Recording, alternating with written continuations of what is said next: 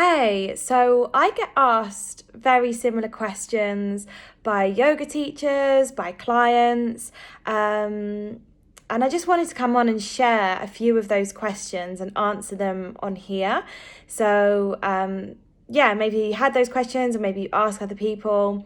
And I wanted to do this video because I feel like as a yoga teacher, you feel quite alone sometimes. Of course, we're self-employed, we teach on our own, we kind of go to classes. Of course, you meet and see loads of different people, but actually to really connect and have that time with someone doesn't happen that often. So yeah, there are lots of groups out and about, especially on social media and things like that, to kind of help you feel more connected. So yeah, these are a couple of questions that I get asked. So first one is, do I get nervous when I teach? I used to get really, really nervous. So I've been a yoga teacher now since 2018. I did my teacher training with an amazing teacher called Amanda. It was very much an anatomy-based yoga course, which I really wanted to do. I wasn't so much in touch with like the spiritual side of it. I've done an A-level in PE, so I always had that kind of understanding need for the anatomy, and I feel like alignment in your yoga practice is really important.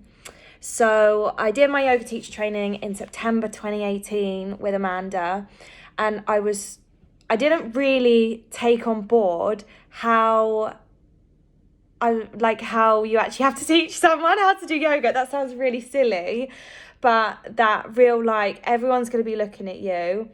Everyone's going to be following kind of my lead. So I remember, like, when I was doing my teacher training and Amanda would at certain times be like, okay, this is your time. And I'd be like, oh my gosh, this is really intense and it's really nerve-wracking.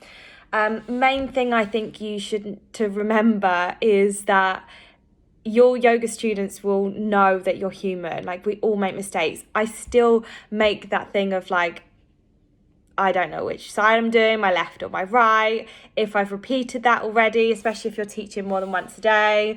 So yeah, just don't forget that your yoga kind of students will never be like, oh my God, I can't believe she forgot that, or, like silly things like that. Just kind of be real with it, because that's what your yoga clients love you for. I still get nervous in some respects, especially when I'm teaching in a new environment. So maybe it's a new gym space, maybe it's new people, clients. And I think it's good to be nervous. I think it shows that you care, and it shows that you're passionate about what you want to do and that you want to create a good impression. Yeah, I still get nervous sometimes, especially when it's a big group of people as well. I recently taught like over 40 people in a room, which hasn't obviously been that way for a good 2 years because of COVID and everything. And I remember I never really think about it too much. And then I got into the room and I was like, oh, there's loads of people here. And then also when you're trying out new things, new poses, new yoga flows, and that can be quite nerve-wracking as well because you haven't taught it before. But yeah, just be you and don't worry if you go wrong, I'd say. We're all human, we all make mistakes, and that kind of makes us the people we are. Yeah, so moving on, the next question I get asked often is, how do I remember everything? So that kind of leads on not nicely, because sometimes if I get nervous, you forget. It's really important. If I've got a lot going on, I always will use a cue card or like have something next to me with certain things on it, that, especially if it's a new class, like prompts. I don't often use them because I feel like that can in a way be a distraction. But yeah, normally if I always practice my class that I teach maybe at the beginning of the week, end of the week, depending on when I have chance. So yeah, usually I do remember everything. But of course there's going to be times where you forget, and that's okay too. Yeah, I always think it's helpful to have music on that you're not going to be distracted by. Yeah, just make sure, especially at the beginning of the class, that you feel like you're set up. Like, you know, that you're not going to be worrying about X, Y, and Z maybe coming in and out the door, or there's loud noises. You're kind of ready, even if it means starting a couple of minutes late. Because if you have got those distractions, and if, you know, you've got other things going on, sometimes it is easier to forget things. How did I first start out? Like getting into new gyms, new environments. That's another question I get asked a lot. When I first started teaching, I literally felt like I was contacting everyone, like yoga studios, everywhere I wanted to teach. I would literally email. I'd go in and see people, go in to see different gym spaces, yoga studios. And that took some like balls, I'm not gonna lie. Like, it was very much like, I felt like I was selling my soul to try and get in somewhere to teach. It's just being maybe a bit ballsy, but having that confidence to think, okay, because, you know, when you get an email sometimes, and then, like, say I emailed somewhere and they don't reply, or they replied and they're like, oh yeah, come and see me, and then that's it, you don't hear from them again. You got to keep going. Like, you've got to keep going. Yeah, I basically contacted very many places, and sometimes you don't hear back, and that's okay. And then sometimes you do, sometimes you get an interview. It can take many different ways. Sometimes a studio will want you to do like a trial class. Maybe they just want to chat to you, see what you're about. But yeah, just especially if you're new to teaching and you're trying to get in new places, email, call, go see someone, like go see that place. Let them see what you're about, and if it's meant to be, it will be. And then, yeah, I mean, now I'm quite thankful that I have the places I want to teach, and I have that kind of thing that I don't have to say yes to everything. Like, when I started out, I'd literally say yes to any opportunity, because that's what you got to do to make it work. And I loved it, and I still love it. But at the beginning, I was literally like, I will do that even if the class finishes at 9:30 p.m. and I've got to be up teaching at 7 a.m. the next morning. Like, I just hustled basically in a yoga sense way, and I did what I had to do. And now I don't have to really do that. You can kind of realize if teaching somewhere or a class of your own isn't working, and you have that sense of navigation of where you want to go, what you want to try out. So I feel very fortunate that I have that now. But at the beginning, I was very much like, I will do that, I will make it work, and I will be there no matter what. And I think that's the way you have to be, just to get your name out there, to see people, to sell yourself. So yeah. There, I just said about kind of feeling very alone sometimes as a yoga teacher or self-employed. And don't get me wrong, if you think you're kind of getting into teaching yoga and going like self-employed, you literally turn up for a class like and teach that, and then that's it. It's not. You have to obviously practice what you're teaching. You have to do all the admin side of it, which takes me forever. Setting up like a way of tracking obviously your books, a website, Facebook, Instagram. Yeah, there's so many things you have to think about. There's an amazing lady, Kelly, who is the Digital Marketing Academy. I follow her. She has amazing content, not just for you new yoga teachers, for people that have been, yoga teachers have been in the game for years. I follow her. She's amazing. I really, really recommend you giving her a follow, even if it's maybe not yoga. She has some really good, obviously, marketing tips and tricks, and she has a great community too. So yeah, Callie's the one. But yeah, I hope that helps. Sometimes I just get asked, like, oh, how do you teach different things? Because I teach beginners, restorative, vinyasa is what I'm trained in. The main thing I'd say is you have to be able to read your room.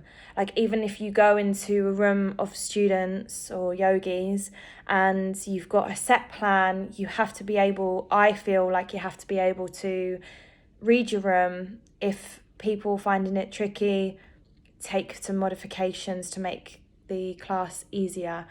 In the same respect, if you can see one person or 3 or 4, it doesn't matter, yogis that have been doing it for ages and they want to take it deeper, you give them kind of modification and tools as well so they can go deeper. Read your room. It's really important, I think. That's the same for beginners. I always think back to when I first started yoga myself as a yogi, and then my teacher training and how I was taught. So that's kind of how I teach my beginners.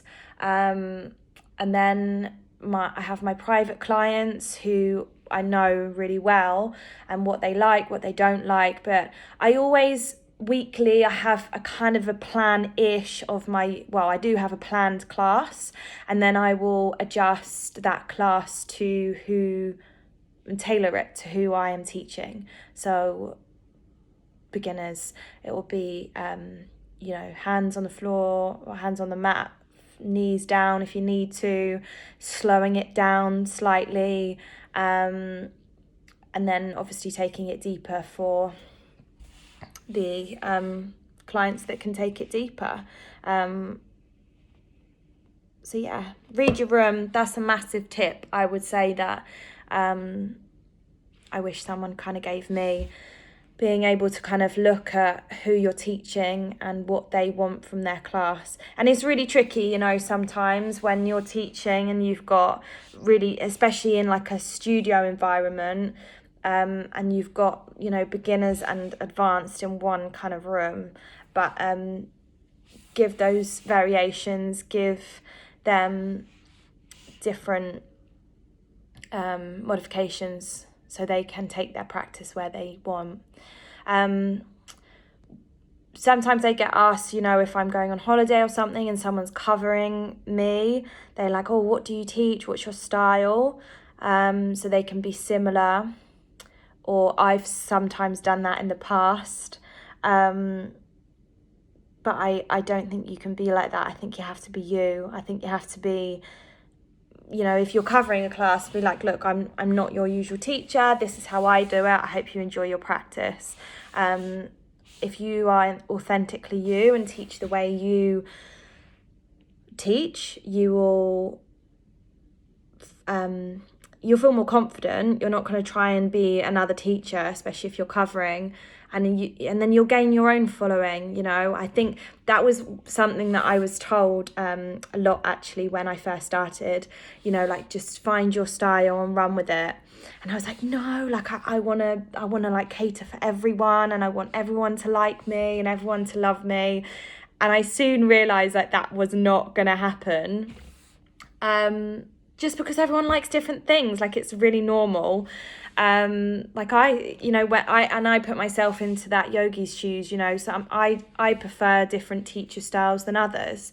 So yeah, always as out there as you may feel, like, always try and teach your style and your way, and you will find that some people love you and they will stick with you and they will be really loyal to you, and then some others will not. They won't like your style. And that's quite a lot to deal with at first, you know, but it's okay. And you'll find that people will come and go. Also, not taking things so personally, like if 1 week you have, or, you know, maybe 1 week or 6 weeks, someone comes to your class and then you don't ever see them again and you think, oh my God, did I do something wrong? Maybe they didn't like my class. Like, things happen in life that aren't to do with their yoga. So maybe they can't make your class anymore. Maybe, there's loads of different reasons people don't come back. But yeah, just be you and find your little style, and I promise you'll find people, you'll find your yogis, you'll find your way. I'm a great advocate, I think it's the right word, to support new yoga teachers. I've had teachers who are in their teacher training come and sit in my class at the back to observe me. I really wanted that, and I found that really helpful when I was teaching. So I just try and give back to those teachers that are now where I was. So yeah, if anyone has any questions, who's watching this, then please feel free to drop me a message or comment, and I will reply to you, because I feel like I said, sometimes you can feel really alone, and especially when you're in your teacher training and you're learning like all the names, you're learning all the poses, you're learning everything, this more spiritual side of yoga, and then you're trying to put it all together and you're like, oh my gosh, it's intense, it's a lot. And it does, I mean, they say time is everything, time's a healer, but it does take time, and you will grow into a beautiful, wonderful yoga teacher. So yeah, and I hope you enjoyed this video. I don't really know where it came from. I was just kind of getting a couple of questions from a few different people, and I was like, do you know what, I wanted to come on and hopefully help. So yeah, sending lots of love. If you have any questions, please just let me know. Mwah.